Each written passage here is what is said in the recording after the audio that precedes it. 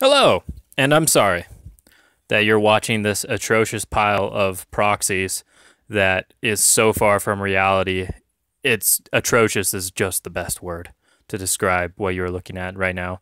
I think Finn and the Haleys are the only correct models on this table that you're looking at.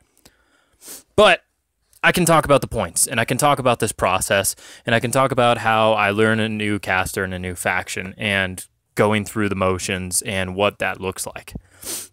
Now, I know Haley 3 has a lot of complexities. She's very strong, obviously, but she's got a lot of things going on with her. And so, given that, before I even put her on the table to play anyone, I want to deploy her several times and have a feel for what she wants to do and take care of the problems before they occur, so I can actually give someone a decent game.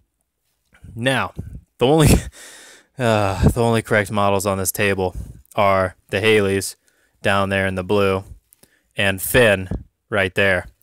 And these long gunners over here, those are trencher long gunners. And that Mage Hunter Strike Force dude on the left, right here, blah, blah, blah, blah, I like this drawing app. Whoa, no. Oh, yeah, ads. Gosh, dang it. Yeah, I'm not going to be okay with this. I'm going to have to pay for these ads to not exist, because that is horrible. Yeah, I'm not going to use the drawing app for the rest of this video. The long gunner's over here. That Mage Hunter Strike Force dude, he's the flag guy, so he doesn't matter. But yeah, those are trencher long gunners. I'm not going to go over the rest of the proxies. I'll talk about them as I deploy. The important part is the process and how it works. So I did this, I want to say 3 or 4 times, and the goal was to get under 2 minutes for my initial deployment. And then I also would like to have a 4-minute first turn with some good thought consideration for how I move. Normally I want 2 and 2, 2 minutes first turn, 2 minutes deployment, but Haley 3, I feel like there's so much in planning and so much in preparation for turn 2 that taking the extra minutes on your turn 1 to be appropriately set up is going to be very important. So I practice going first, I practice going second, I practice what happens if they have nothing that can threaten me turn 1 or turn 2, and I practice what happens if they have something that can threaten me. If they have something that can threaten me, it means I'm doing a cloud wall turn 1 or 2. If they don't have something that can threaten me, it means I'm either going up and digging in, or I'm just running up if they have absolutely nothing that can threaten me. And if I get to go way farther forward, it really helps because it creates a lot of separation distance and all that little distance between Haley 3 loves. Because most of her problems, and I'll be showing you those later, are you have all these dudes that are in the way. Some of them have tactician and some of them don't. And getting them order of activations to go where they need to be and do what they need to do correctly. All the tools are in this list to absolutely roll people. It's just about putting those tools in the right places to work. So, this was my deployment. I got it down to 2 minutes. Whoop-de-doo. Highlights of this deployment. Finn's job, he's to score that flag. If they have something, if Finn's going to be lawn mowing and they don't have stealth, then I'll put the dog on the flag. The dog is an Arn.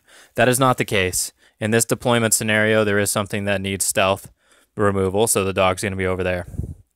Trenchers are set up so that they can go up and cloud wall to the left of that forest. That's their goal.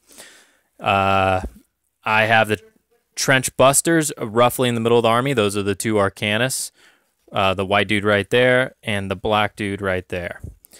And my express teams, even though they're large or medium bases, I have them as large bases because they actually look like express teams, the 2 blue gunners on the side.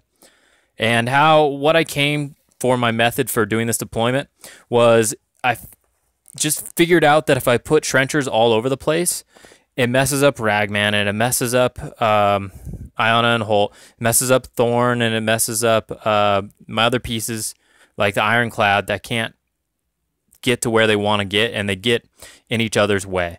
So I figured for deployment's sake, just for time, just for clock, I put them in a brick. And I put my brick across from where I'm going to be armor cracking, whether it's a colossal or whether it's a key jack or whether it's just infantry clearing. I put my brick of long gunners behind the cloud wall, and that's the first thing I deploy. I put down my brick. Then after that, I put down ragman, then I put down aiyana holt, and then I put Haley in the center. And the reason why I do those is because those guys need to get up there because they all have very important jobs to do. Ragman needs to be as far up as he can be with sack bonds. He needs to get the first choice of where he's going to be landing. And same with aiyana and holt. Later on in the game, in the games that I play, and with my deployments, I learned that aiyana and holt are very important because often they don't have tactician trencher because they're not trenchers.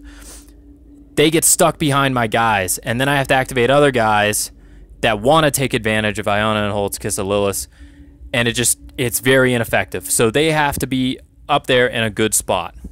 And Haley, I always put her on the front lines because the farther up she can get, the farther up she can put her to echoes, and the more temporal distortion or whatever her little bubble is that gives +2 defense for turn 1 is. It's better.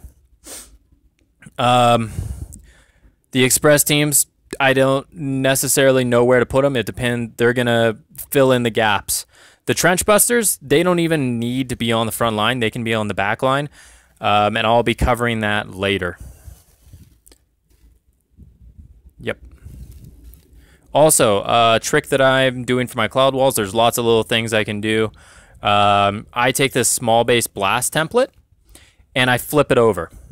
So if you just straight spin that small base blast template again, it'll go butt to butt with that other infiltrator who's a trencher, and that tells me where to put that trencher.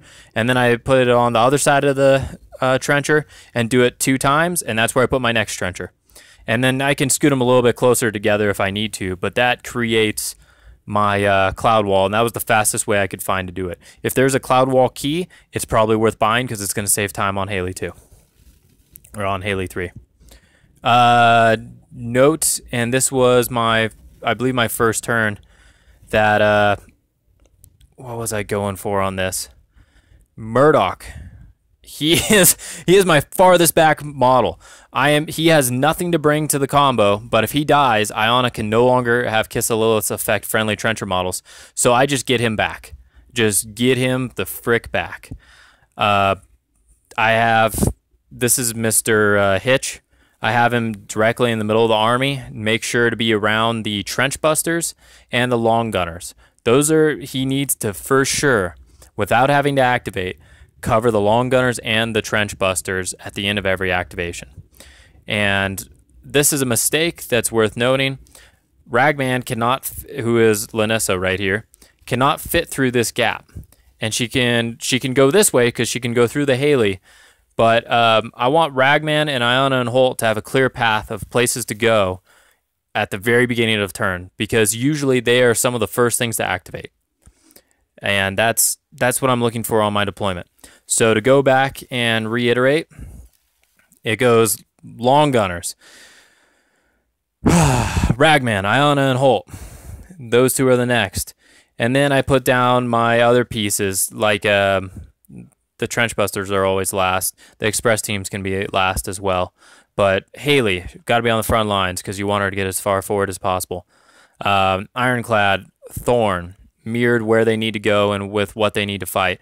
Long gunners were put down so that they are across from whatever it is they need to kill. If it's second turn, if it's first turn, they're more or less just going slightly off center because I want Haley to be center.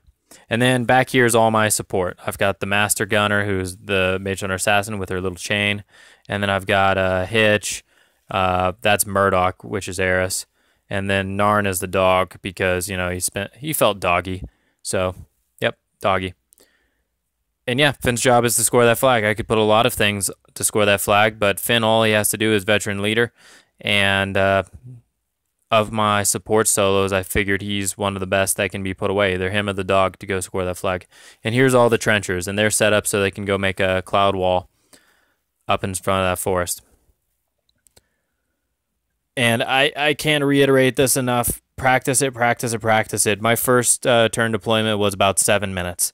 Just thinking about things, trying to imagine on this board how I was going to fill in the space. And like this is where the battle is going to occur. It's not going to be to the right of that forest. I'm going to make the battle fight over here, out by that hill, out by that wall. And the reason is that I have more room to maneuver. I have more room to spread myself out. I have more room to fix issues. Those are my thoughts, and that's why I'm deployed heading towards that gap. So yeah, I have an actual Haley 3 game, and that will be in the very next video. I'm sorry once again for the atrocious amount of proxies. Thank you. Bye.